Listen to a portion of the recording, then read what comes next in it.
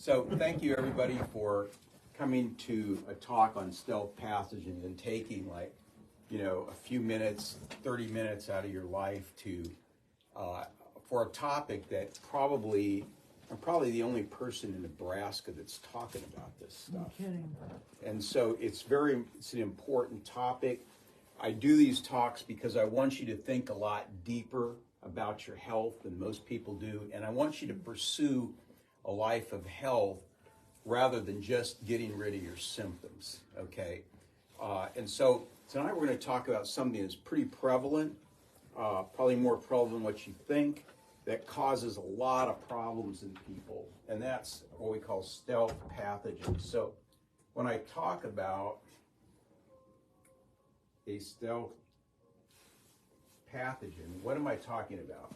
So a stealth pathogen is any pathogenic microorganism employing strategies to persist in the body, hiding from, evading, misdirecting, or even suppressing immune responses, leading to chronic disease or lack of well-being. Now this is by Professor Carrie Bone. Anybody here Carrie Bone? Okay. Probably the #1 guy in the world on understanding herbs and how they affect the body. Probably done more research on herbs than any other human being alive, and written the #1 textbook in the world on herbology. So he's pretty well versed in how herbs affect the body. So stealth pathogens can include bacteria, molds, which is a lot more common than what you think, yeast, viruses, spirochetes, and parasites. Everybody know what a spirochete is? No. Nobody knows what a spirochete is. It's a type of bacteria that causes a lot of problems in the body. They're named by how they're shaped. Like syphilis is a spirochete, Lyme's disease is a spirochete, yaws is a spirochete. They're nasty. You do not want a spirochete, okay? They're hard to get rid of. They can be. Common symptoms of stealth infections can include fatigue, insomnia, anxiety, muscle pain, cognitive impairment, weight gain, recurring infections, and general poor health. Now, that doesn't mean that every one of these is caused by a stealth pathogen, but it can be. That can be the underlying issue. So they've been linked to a wide variety of health conditions: chronic fatigue, fibromyalgia, sarcoidosis, cancer, autoimmune disease, and Lyme's disease. So here's a whole variety of autoimmune diseases that have been associated with stealth pathogens. So, ankylosing spondylitis, which is a form of rheumatoid arthritis, Crohn's, type 1 diabetes, Graves', which is a thyroid issue, multiple sclerosis, rheumatoid arthritis. I'm going to do probably a 10 minutes of truth pretty soon on multiple sclerosis, where I talk a little bit more about that in depth. Rheumatoid arthritis, psoriasis. Psoriasis is always autoimmune, and it can be associated with stealth pathogen. Lupus, colitis, and hypothyroidism. So, which stealth pathogens basically hack your immune system. And this could be from past infectious diseases, which were not totally eradicated. So if you ever been you had food poisoning and you were just never quite well since, you're probably dealing with a stealth pathogen. You got Montezuma's Revenge, you're in Mexico, and then you've had some kind of chronic issues since then, probably stealth pathogen. Parasites picked up in a foreign country, bouts of mono, let's say you got mono when you were 17, you're never well since then, never quite the same, okay? You're probably dealing with an underlying stealth pathogen. And chronic diarrhea that never ever goes away, could be stealth pathogen, okay? According to Judy Mikovits, PhD, she's an immunologist with basically the same, very similar credentials to, say, Anthony Fauci, except she's kind of on the opposite end of thought from Anthony Fauci. She a lot of, she got a PhD, she's published a lot of papers. She's written a couple of books, and one of them I really like called, what's the name of that book? It'll show up here. I read it, and part of this comes from that book. But immunologists, stealth pathogens can be transmitted to humans. She says stealth pathogens can be transmitted to humans from vaccines cultured in animal tissue. So how does this work? Many animals carry viruses that are unique to them.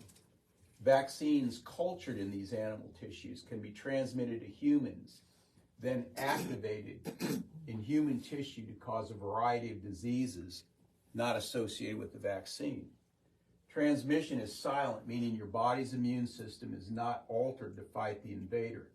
The pathogen could be said to be stealth, like a B-1 bomber with radar, cloaking, and deflecting materials and angles.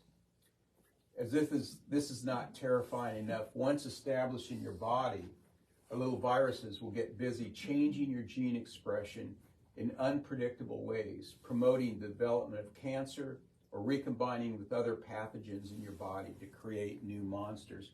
That's out of her book, Plague of Corruption, a book I recommend everybody read. Very, very powerful book. You'll understand a whole lot more about what happened during the COVID crisis, even though this book was written pre-COVID, came out right before COVID hit. But it'll help you understand a lot of why our government, the way they do what they do. Because she was in government research her whole life.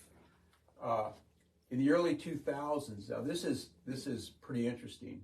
Dr. Mikovits and her fellow researcher discovered that much of what was diagnosed as chronic fatigue syndrome was caused by a virus, and it's called the xenotropic murine leukemia virus, XMRV, which she later found out, and what infuriated government scientists was that the XMRV was being transmitted to humans through vaccines cultured in mouse tissue, okay? So Dr. Mikovits found that the XMRV in mothers with chronic fatigue syndrome could pass the virus to her children, many times resulting in autism. So how do you think the government responded to that? Not too good. Serious persecution. Yes. Yeah. You had to read her book. Yeah. They hated her for it. Yeah. This research is printed in a world-class journal, and they tried to force her to retract that article. Okay, so this is kind of what we're up against a little bit in this country. When you touch vaccines, you touch the sort of the holy grail of medicine, you know, the holy of holies, and you can't do that. And she was just being a researcher, Yes. just doing research. She found this out, published in a very respectable journal, and really got heavily persecuted, lost her job for it, basically. Dr. Mikovits gives compelling evidence that Ebola was transmitted to humans the same way, culturing vaccines in chimpanzee tissue, because Ebola is endemic to chimpanzees. It's normally not, humans normally don't get it. So Ebola is carried by chimpanzees. So how do we effectively and naturally eradicate stealth pathogens? Okay, how do we do that? Well, there is a protocol using very specific herbal formulas that will do that. Now, this isn't like something that you take it for a week and it's gone. You know, it may take 3 months, 6 months, maybe even a year of this protocol to get rid of it.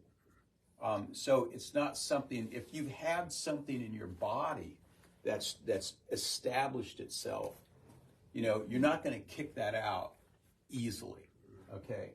So this is one of the protocols that I use in my office. These are specific herbal formulas, and we're going to go through each one of these formulas. So if you look at myrrh, for example, it comes from the stem of a tree in Africa. It's antimicrobial, antiparasitic, anti-inflammatory, and a vulnerary, which means it's a remedy for wounds. Clinical studies with myrrh, again, this is from Carrie Bone, suggest using high doses for treatment of parasites that infest deeper in the body. So this stuff is used like in Africa, okay? Other uses for myrrh include mouth ulcers, gingivitis, laryngitis, the common cold, bronchitis, diarrhea, gut, liver, and bladder parasites, and boils and abscesses. Now, artemisinin, which is, the common name is sweet wormwood, and this isn't the same wormwood as the wormwood that's strictly an anti-worming type herb, but this is historically used to treat malaria. And in 2005, this doctor right here, Tu Yu, was, I think he is Korean, won the 2015 Nobel Prize in Medicine for its effects against malaria. Historical uses for artemisinin: longevity, hemorrhoids, inducing hair growth, treating lice, boils, fevers, and anti-tumor, anti-cancer. There's a lot of really good research that's done on this product right here. Artemisinin also includes sarsaparilla, which they used to treat syphilis for in Europe. It's documented clear back to 1494. It's a blood cleansing herb, anti-rheumatic, anti-inflammatory, and decreases symptoms of bacterial die-off. So, and then there's Viranon. And Viranon contains antiviral herbs, 3 of them. It's St. John's wort. Anybody heard of that? Probably most of you have. What have you heard about St. John's wort? Depression. Yeah, you hear about it for depression. What most people don't know is St. John's wort is very, very powerful antiviral. Probably as good at treating viruses as it is treating depression. Has licorice and an herb called thua. So what do these do? St. John's wort works on enveloped viruses. So what is an enveloped virus? Anybody know? Can anybody give me an example of a common disease that we know of that's a virus that's enveloped? It's AIDS. These are viruses that are coated in protein, and the body can't recognize them as viruses. That's why they're so hard to treat. And so the immune system ignores them. And so you need something that'll rip off that protein so the body can actually deal with it. And so St. John's wort can help with that, okay? Effective against oral and genital herpes, can be used acutely or as a preventative, and help support mood. So if you're taking St. John's wort for mood, it can really help protect you against viruses, okay? So high-grade licorice, again, it's effective against envelope and naked viruses, effective with HSV, herpes simplex virus, encephalitis, influenza A, pneumonia, supports gut barrier integrity and healing, okay? So leaky gut, which is a pretty big deal in this country. I just did a leaky gut test on an 11-year-old girl a couple weeks ago, and she's got full-blown leaky gut and wheat intolerance, gluten intolerance. In fact, she's developing an autoimmune disease to gluten, which the test showed. So this is a big deal, leaky gut, and it's something that's really important. A lot of people have it and causes a lot of issues. And licorice is really good for adrenal function. So it's part of my adrenal complex supplement. It's part of the adrenal tonic, liquid adrenal tonic that I use for adrenal function. And then thua, which is traditionally used for wart viruses. Again, it's effective against envelope viruses, contains essential oils. You can apply this topically, although this particular product is in a capsule form, so it's pretty hard to do that. And it's antimicrobial and antifungal. So again, if you have a fungal infection, Thua can help with that. Now, then finally is echinacea. And probably a lot of you in here has taken echinacea. You know, like it's pretty common. Okay, powerful immune stimulator, good for bacteria, viruses, and fungal infections. I'm going to ask you this. Some of you probably know this, or I've told you this. Hope you remember. How can you tell if you got a good echinacea? How can you tell? Is that the one that's tingling in the mouth? Your tongue. Yes.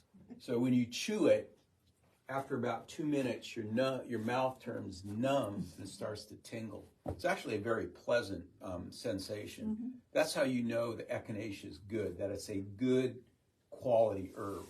I'm going to do an entire talk this spring, or I guess this is spring, on herbal therapy, how herbs differ from vitamins. And that's a really important talk because, first of all, it's really good to know how herbs work. But it's also good to understand that there's a tremendous amount of fraud in herbal therapy, like the stuff you buy in stores. A lot of fraud, okay? And I'm going to go into that and why that's important to understand. It's why I use the herbs that I use. So it's just like, you know, there's fraud in olive oil. You know, you've probably heard that, you know. And what else? There's other foods that there's all kinds of fraud involved in, where it says one thing, but you're getting another thing. So you want to make sure the herbs are good. So if you get you get echinacea and you chew it and you don't feel anything, you know, for 5 minutes, probably not a good echinacea. Okay. So you know, it's probably not going to be effective for you. So that's important. So I have my patients chew all their supplements, and most of my supplements are really nasty, okay? And anybody that's chewed them can attest to that, including myself. I don't like chewing them either. But I like echinacea because I like that numbness and tingling feeling that I get in my mouth. So let's look at garlic. Garlic is a very, very powerful antimicrobial product. And, you know, I have a product called Garlic Forte, which is in a capsule. And it has all the good aspects of garlic in it, except that it doesn't give you garlic breath, okay? So here's the thing with garlic, is you don't have to get my product. You could just crush garlic and take it straight with honey, and you get the same effect. Garlic is very, very powerful in terms of its ability to kill nasty things in the body. The problem is it's so nasty to take straight, you know, and you can take it with honey, you know. And I've taken it, you know, if I get sick, I've taken garlic straight. It's very, very, it's one of the strongest antimicrobial products, food products in nature, and it works. The thing is, it's not very pleasant to take. Yes. What about like organic garlic flakes, like at natural grocers? You have to have the fresh stuff.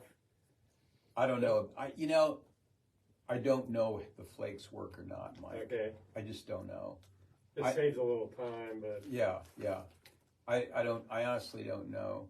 I know that the product that I have, Garlic Forte, works pretty well. right, or just buy garlic at organic garlic. You should buy organic garlic and chew it, you Yeah. know, and swallow it. And, you know, you might not have any friends for a while, you know, but it might kill some other I things put it too. on my food. I don't heat it. You know, after it's all cooked, I put it on. Yeah, that'll work. Yeah, good.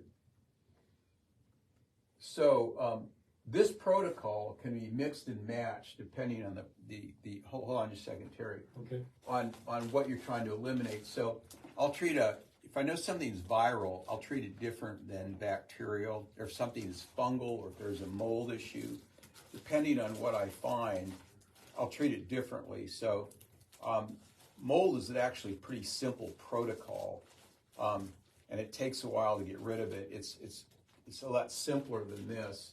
But if you've got like something like a limes or something that you've had for a while, this is going to take a while to get rid of it.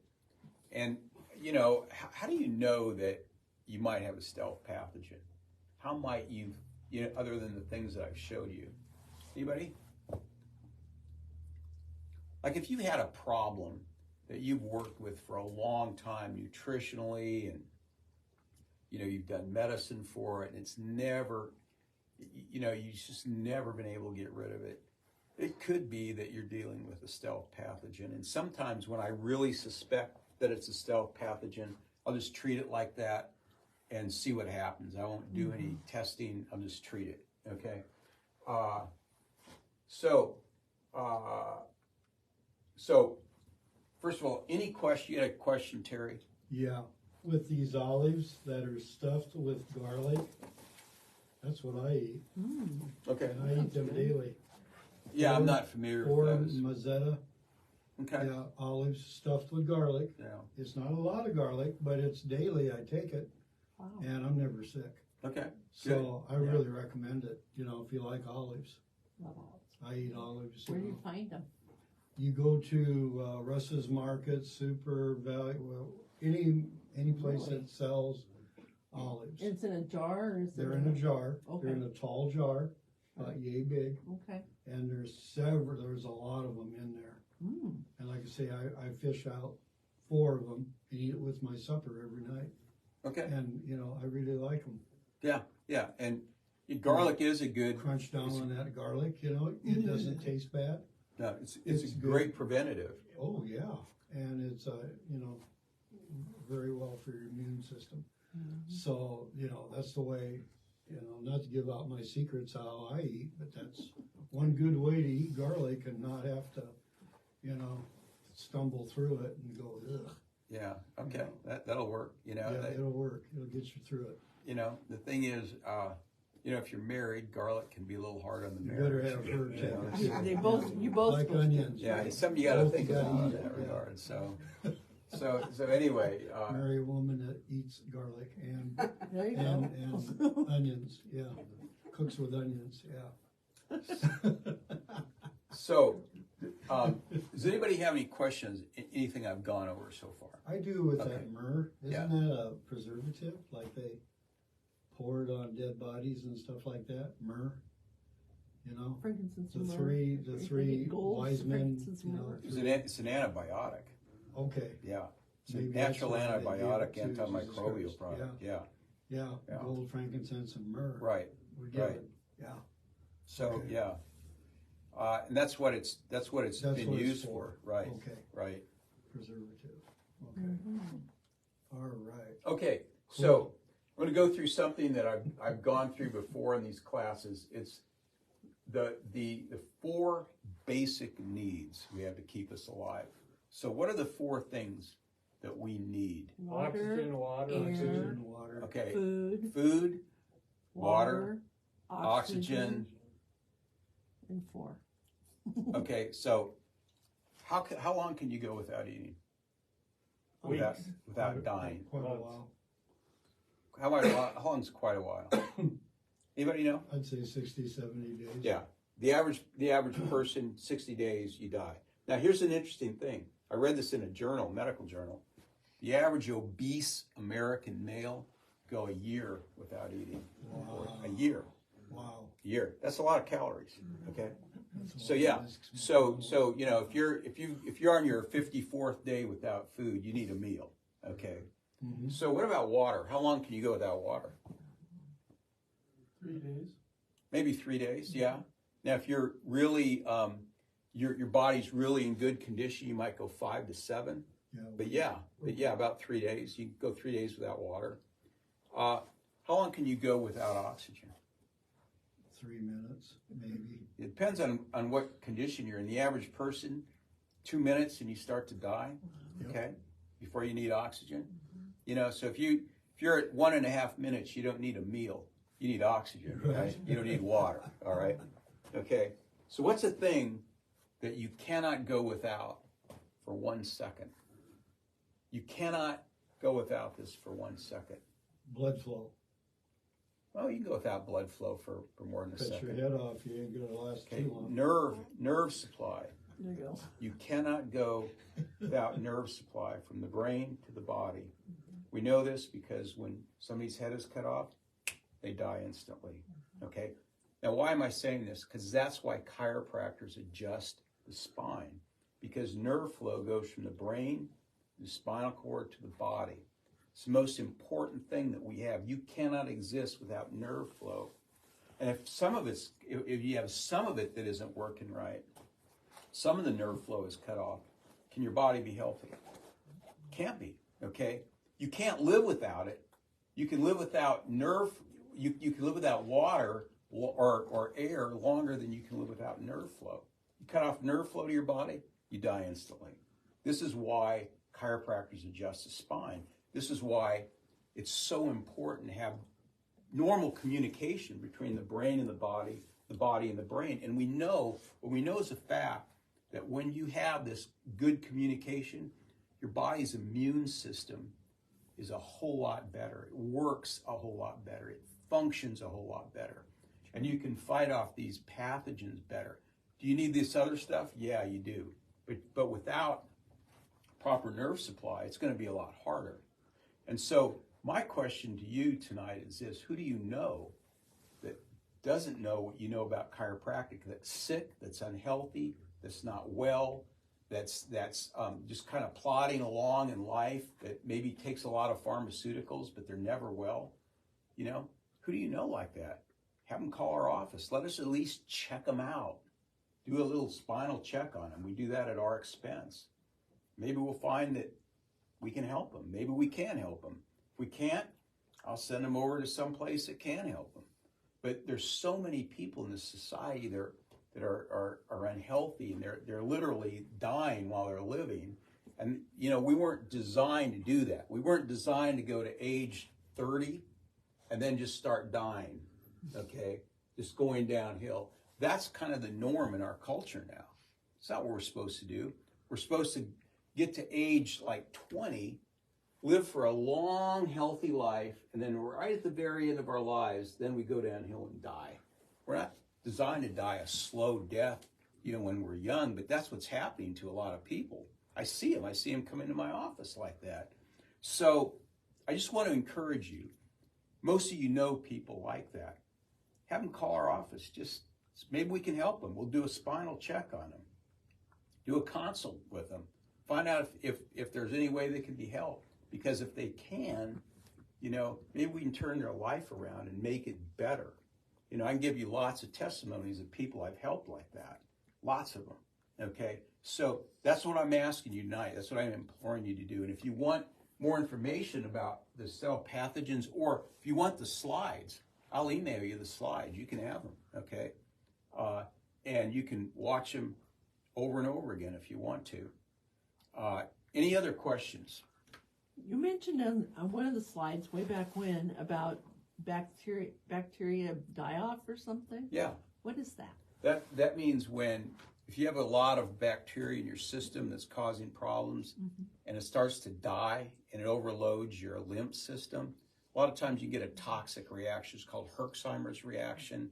Like you get that with a yeast die-off, and it just might cause you to not feel well at all. And it's not the product that you're taking that's causing it. It's the die-off. It's the effect of the product. The bacteria, the yeast is dying off, and your body can't get rid of it fast enough, so it builds up, and you just don't feel very good. Okay. That's what that is. Thank you. Back in the beginning of your slides, there was a leg, the male or female, whoever it was, had a spot on the thigh. Big bullseye on it. Yeah. What was that? That was probably a tick bite causing lupus, or not lupus, Lyme. but Spider bite Lyme's. or Yeah, anything, yeah. So I was thinking of a mold or some Yeah. kind of. No, that was like a tick bite. It's Okay. what a classic lupus tick bite looks like, with a big bullseye on it. Okay. Yeah. Okay. Good. Well, it's 7 o'clock. I told you I'd keep you here a half an hour. So we're done. What are we doing next time? It's up there. Our I next don't talk have February's up yet. is February 2nd, toxicity, how toxins affect our health. So that's going to be a good talk. I've got some new information, some really interesting information on that. So if you want to learn about that, I'm going to talk a lot about how toxicity affects our hormones and why there's so many hormonal issues now because of how the toxicity affects that. So we're going to get into that a lot on that talk, but that's in 2 weeks. So thank you very much for coming tonight. And the next talk I do at Natural Grocers, I think, is on what? I think it's on. It's behind. What? It's behind those. It's behind you.